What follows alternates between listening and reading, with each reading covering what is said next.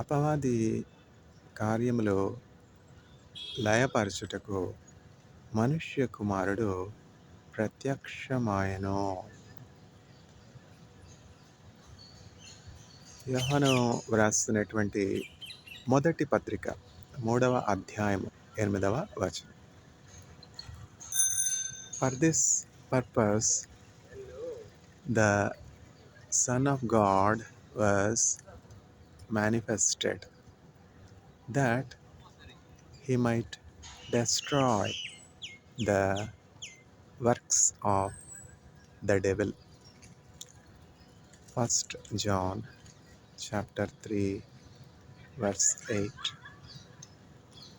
సాతాను శోధనలధికమైన సొమ్మసిల్లక సాగి వెళ్ళెదనో. సాతాను శోధనలధికమైన సొమ్మసిల్లక సాగి వెళ్ళెదనో. లోకము శరీరము లాగినను లోబడక నేను వెళ్ళెదనో. ఏ సమయమైన ఏ స్థితికైనా నా జీవితములో యేసు చాలును. పచ్చిక బయళ్ళలో పరుండజేయున్, శాంతి జలము చెంత నడిపించును. అనిసము ప్రాణము తృప్తిపరచున్, మరణలోయల్లో నన్ను కాపాడును. ఏ సమయమైన ఏ స్థితికైనా నా జీవితములో యేసు చాలును. నరులెల్లరూ నన్ను విడచినను, శరీరము కుళ్ళి కృశించినను.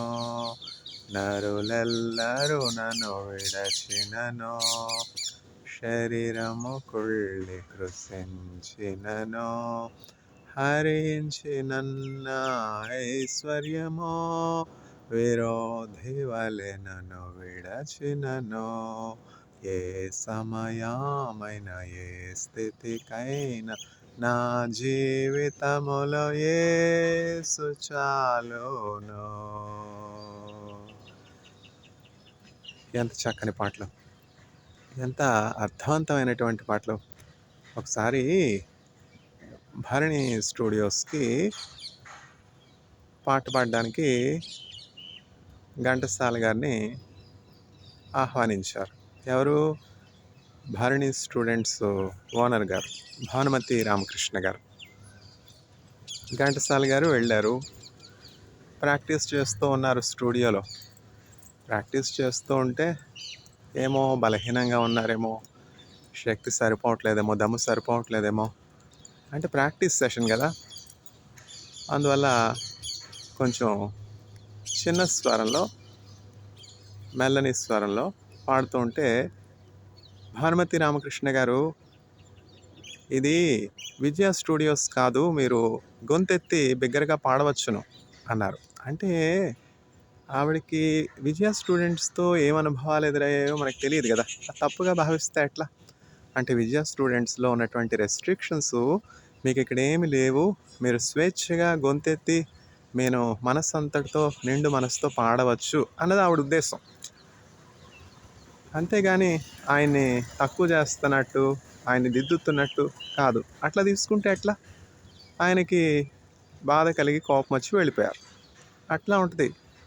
ఆవిడ ఏ ఉద్దేశంతో అన్నారు, ఆ కాంటెక్స్ట్ని అర్థం చేసుకోవాలి. అంటే విజయ స్టూడెంట్స్తో ఆవిడ కొన్ని చేదు అనుభవాలు ఎదురయ్యాయి. అక్కడేమో ఆవిడకి రెస్ట్రిక్షన్స్ పెట్టారు, మీరు ఇట్లా పాడకూడదు, అట్లా పాడకూడదు, ఈ హై పిచ్లో పాడకూడదు, లో పిచ్లో పాడాలి, మీరు మమ్మల్ని డామినేట్ చేయకూడదు, ఏవో రెస్ట్రిక్షన్స్ పెట్టుంటారు విజయ స్టూడియోస్ వాళ్ళు. అందుకని చెప్పి ఆ ఘంటసాల గారితో ఆవిడ ఏమంటా ఉన్నారంటే, ఇక్కడ మీరు స్వేచ్ఛగా గొంతెత్తి అంటే ఏమిటి? స్వేచ్ఛగా, ఏమి రెస్ట్రిక్షన్స్ ఏమి లేవు మీకు ఇక్కడ, ఇది మీ సొంతిల్లులాగా భావించి చక్కగా మీరు గొంతెత్తి పాడొచ్చు, మీకేమి రెస్ట్రిక్షన్స్ ఎవ్వరూ చెప్పరు అని చెప్పి ఆ ఉద్దేశంతో. అంటే ఆయనకి ఏమైందో ఆయన తప్పుగా అర్థం చేసుకుని ఈవిడ నన్ను డామినేట్ చేస్తున్నారు, ఈవిడ నాకు చెప్పడం ఏంటి అనుకున్నారో ఏమో, వెళ్ళిపోయారు. కోపం వచ్చి పాట పాడడం వెళ్ళిపోయారు. ఏమిటది? దేవుని వాక్యం మనల్ని దిద్దినప్పుడు ఆ దిద్దుబాటు నీకు అసహ్యం కదా? దిద్దుబాటుని ఎందుకు అసహ్యించుకోవడం? ఆ దిద్దుబాటు ఏదో తీసుకుంటే మనకు మంచిది కదా. ఇప్పుడు గొప్ప గొప్ప ప్లేబ్యాక్ సింగర్స్ అందరూ గొప్పగా ఎందుకు అయ్యారు? జానకి గారు, జానకి గారు ఏమన్నా సామాన్యురాలా? 50,000 పాటలు పాడారు. 50,000 పాటలు అంటే ఏమన్నా తక్కువ పాటలు? ఇప్పుడు అందరూ కూడా ఆవిడ మరణించిన తర్వాత ఆవిడ గురించి ఎంతమంది ఎన్ని గొప్ప విషయాలు చెప్తున్నారు. ఒక వ్యక్తి యొక్క గొప్పతనం ఎప్పుడు తెలుస్తుందంటే వారు చివరి తుది శ్వాస విడిచినప్పుడే తెలుస్తుంది. జూలై 11వ తారీఖున జానకి గారు మరణించారు. వెంటనే ఫిల్మ్ ఇండస్ట్రీలో ఉన్నటువంటి ప్రముఖులు, ప్లేబ్యాక్ సింగర్స్, వోకలిస్టులు అందరూ కూడా ఆవిడ చేస్తున్నటువంటి మంచి కార్యాలు, ఆవిడకున్నటువంటి స్పెషల్ టాలెంట్స్, ఆవిడకున్నటువంటి గిఫ్ట్స్, ఆవిడ చేస్తున్నటువంటి గొప్ప కార్యాలు అన్నీ కూడా చక్కగా ఆవిడ గురించి చెప్తూ ఇక మ్యూజిక్కే లేదు, ఇక సంగీతమే లేదు, జానకి గారితోనే వెళ్ళిపోయింది అంటారు. ఎవరు? పి. సుశీల గారు. పి. సుశీల గారికి జానకి గారికి గొడవలు పెట్టాలని ఎంతోమంది ఎన్నో రీతిలుగా ప్రయత్నించారు. అయినప్పటికీ వాళ్ళకి ఎంత పోటీ ఉన్నా కూడా అదేమిటంటే ఒక హెల్దీ కాంపిటీషన్. ఆ హెల్దీ కాంపిటీషన్లో చక్కగా వాళ్ళు ఇద్దరు సమవుజ్జీలే, ఇద్దరు చక్కగా మంచి తలాంతు కలిగినటువంటి వారు. ఇప్పుడు దేవుడు ఆ ఆశీర్వాదం ఇవ్వకుండా, తలాంతు ఇవ్వకుండా అందరూ పాడగలరా? జానకి గారికి చిన్నప్పటి నుంచి దేవుడు ఆ తలాంతు ఇచ్చారు, గిఫ్ట్ ఇచ్చారు. 11 జూలై జానకి గారు మరణించారు, తుది శ్వాస విడిచారు. మ్యూజిక్ ఇండస్ట్రీలో ఉన్నటువంటి వాళ్ళందరూ, ముఖ్యంగా సుశీల గారు ఏమన్నారు? ఇక మ్యూజిక్ లేదు, there is no more music. Music has gone with Janaki, such a legendary singer. She can change her voice depending on the situation, depending on the context. She can modulate her voice. She can sing for males, she can sing for females. ఇదొక తంట. మేలు female అనకూడదు అంటారు. Sir आपका language इतना गंदा है कि बच्चे आपको समझ ही नहीं पा रहे हैं. మేల్ అనుకోండి ఇంకే ఉంటారు చెప్పండి మగవాళ్ళని. ఫీమేల్ అనుకోండి ఇంకే ఉంటారు ఆడవాళ్ళని చెప్పండి. నేను మేల్ అనకూడదు, ఫీమేల్ అనకూడదు, నేను ఆడవాళ్ళతో మాట్లాడకూడదు, మగవాళ్ళతో మాట్లాడకూడదు, ఎవరితో మాట్లాడాలి నేను ఇంకా? సార్ आपका लैंग्वेज इतना गंदा है कि बच्चे आपको समझ ही नहीं पा रहे हैं అంటే ఏంటంటే మీ లాంగ్వేజ్లో ఏదో ప్రాబ్లం ఉందని అర్థం. ఏమిటి ప్రాబ్లము? మేల్ని మేల్ అంటారు, ఫీమేల్ని ఫీమేల్ అంటారు. నేనన్నానా?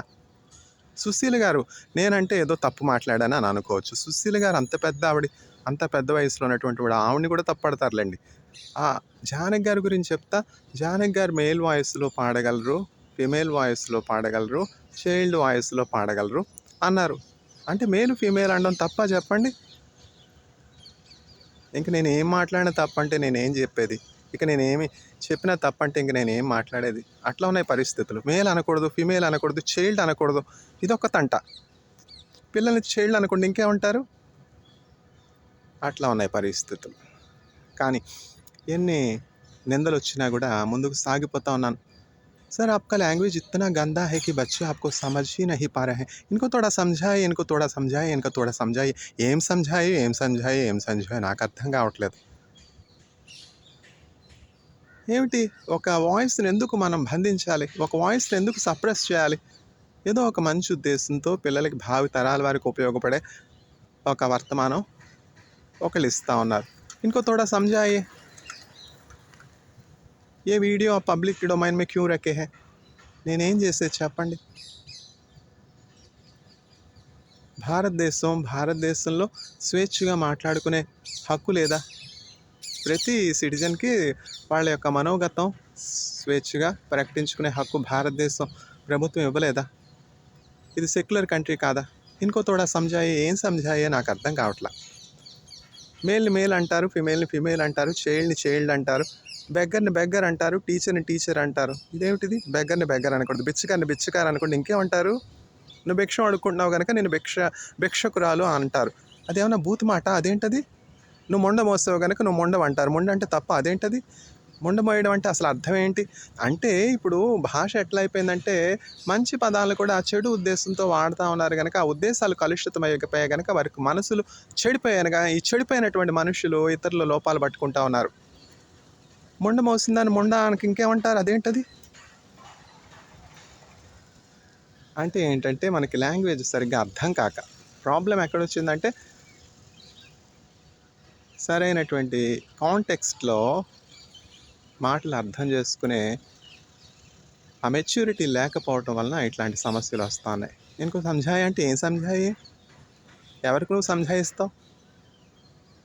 చండాలుడా, నీచుడా, భ్రష్టుడా.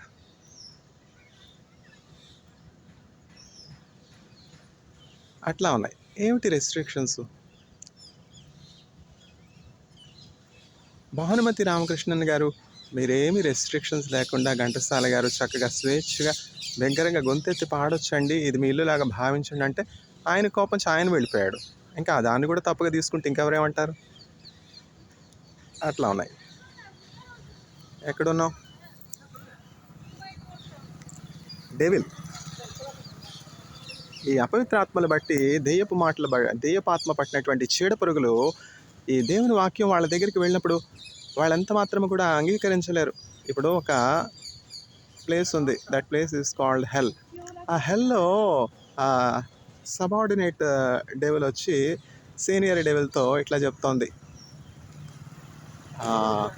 we saw the patient praying in the name of Jesus Christ and we succeeded in spoiling the patient's attempt to turn to the enemy by knocking the door and selling him our products. We went as a vendor and sold our products needed for his daily living. We knocked at the door while that patient was praying. See how successfully we turned the patient, turning to the enemy, turning to Jesus Christ అని చెప్తా ఉంటే ఆ head devil, no no no, stop, you should not utter that name, you should not utter the enemy's name here. Hell's walls will shake, hell will turn upside down at the name of Jesus Christ.